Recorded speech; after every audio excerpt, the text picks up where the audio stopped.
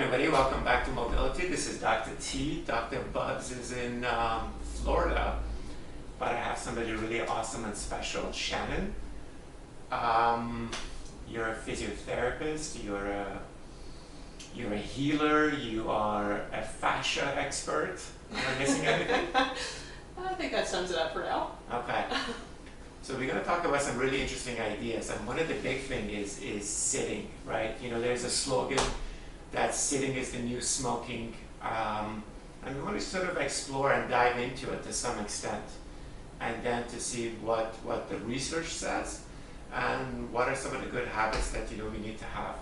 Okay? Sitting, is it bad? We are sitting, but yeah. Well, what are you gonna do? I think it's like anything in terms of moderation, right? When you look at it purely physiologically, it's the most load that you place on your spine from any position, right? But I think part of the issue with sitting is sort of the getting stuck aspect of it. And most of the things that we do in sitting are very much things where our attention is elsewhere. Right. Right, so you're watching TV, you're at the computer, you're doing whatever and paying absolutely zero attention to your body and what it feels like. So I think there's a difference, like as in general we tend to devalue stillness and always think that we need to be moving. So there is value in stillness if it involves going in, but so many of those activities involve going out. Okay. And there's times when you're in front of the TV and you go to get up and realize your butt's asleep and your joints don't want to move and you think, how long have I been here? Right. We all kind of do that sort of thing, and that's where sitting becomes problematic, where it's just way too much and we're totally not attentive to our bodies. Now, I would say that not all sitting is equal. Like there's a big difference if I'm here compared to if I'm here. Now, Yes. Is there a big difference? I would argue yes, it is, and I think that as long as you be able to maintain some variability, and you be able to utilize your legs, that becomes something that is very crucial. Now, I think we look at sitting based on like structural and biomechanical load, Yes. but it seems to be a lot of physiological things that happens.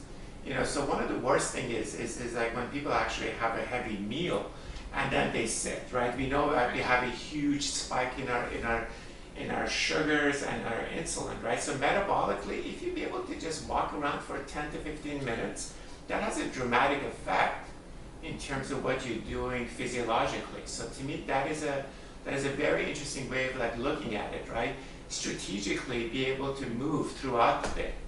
Absolutely. I mean, that was part of the thing with the getting stuck, and some people are, at work you don't really have too many options, but it's finding that balance and finding times during your day, and like you say, planning strategically when those times may be, to get up and move so that you're not being caught in those habitual postures that are all out here. Sure. Now, one of the things that I really like, and again, we haven't rehearsed this, and tell me if you like this or not, right?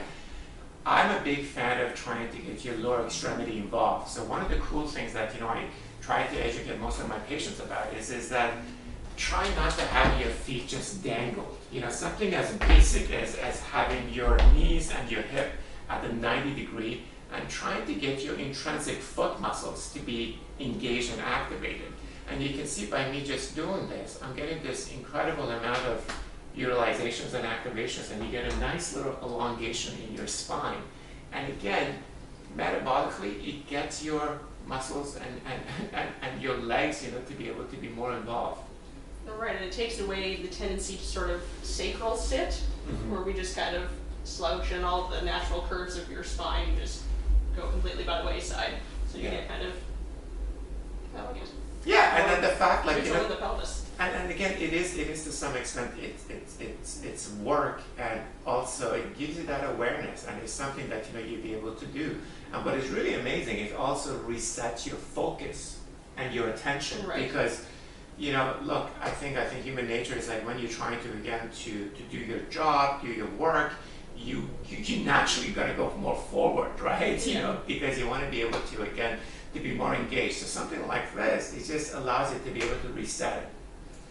Yeah, I think that kind of plays in also. It depends on the surface you're sitting on, like people who sit on the therapy balls or whatever. Yeah. So then you have to be like this, otherwise you know, fall off. Yeah. But having So, that yeah. just greater input when Right. you're sitting versus just being able to, you know, go however. For sure.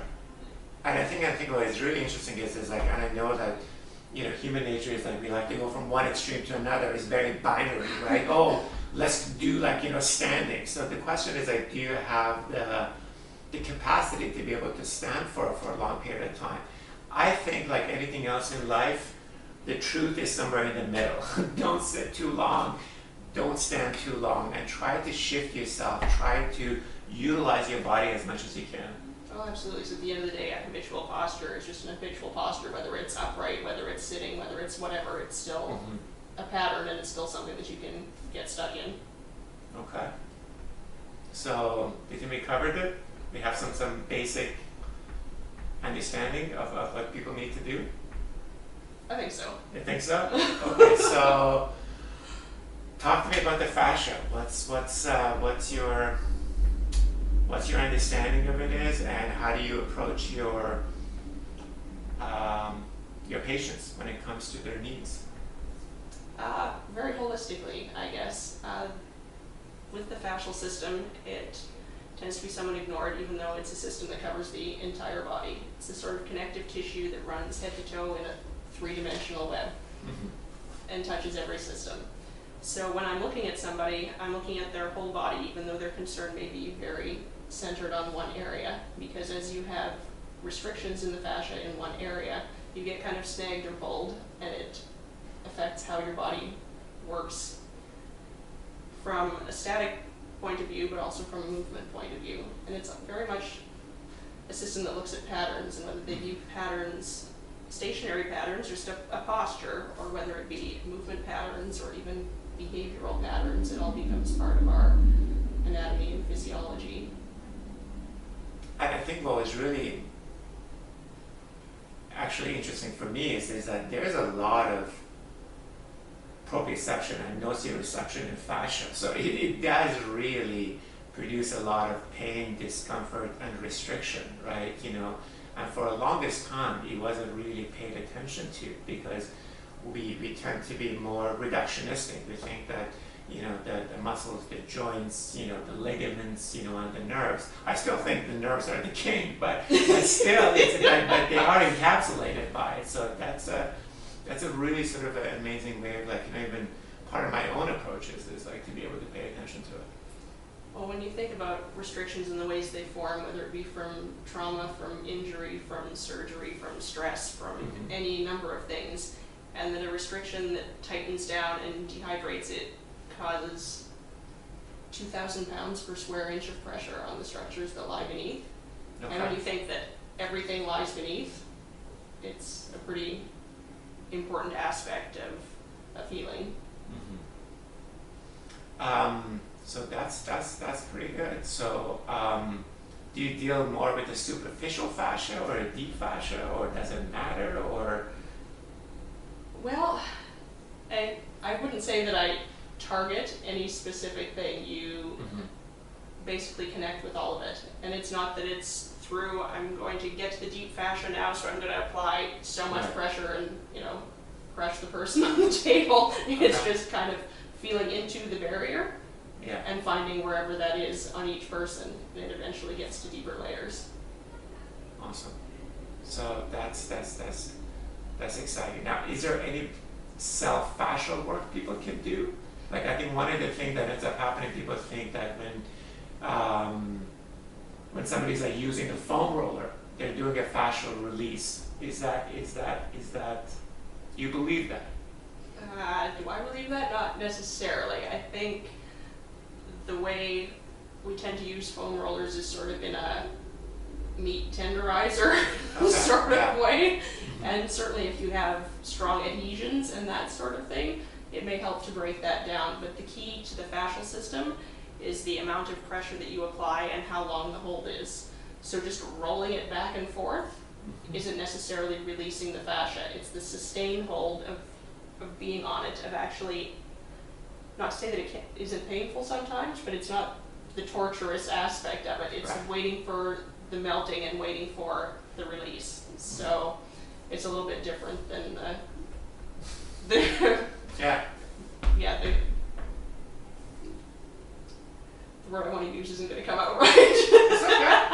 But I sort of hear you, and I think one of the things that happens is that somehow there is like this notion, like the more it hurts, the better it is. Yes. And we need to really divorce ourselves from that way of thinking, that it's a powerful intervention. Just do it fast, be strategic, and then move on. Well, I think we kind of neglect the part where the body protects itself. So if you're causing it a lot of pain, you're not releasing anything because it's just holding on and bracing. You have to kind of ease into it and work around that area that makes you want to brace. Awesome. Okay, so I hope that was helpful. So again, sitting, it's a little bit more complicated, but try to move around, try to be aware of what you're doing throughout the day. And again, try to make this subtle corrections, utilize your legs, utilize the rest of your body, and just don't think about it in terms of what it does to your low back or some specific structure. If anything, it's that fascia, it goes everywhere, and it causes a different level of symptomology and pain in different individuals, right? Absolutely.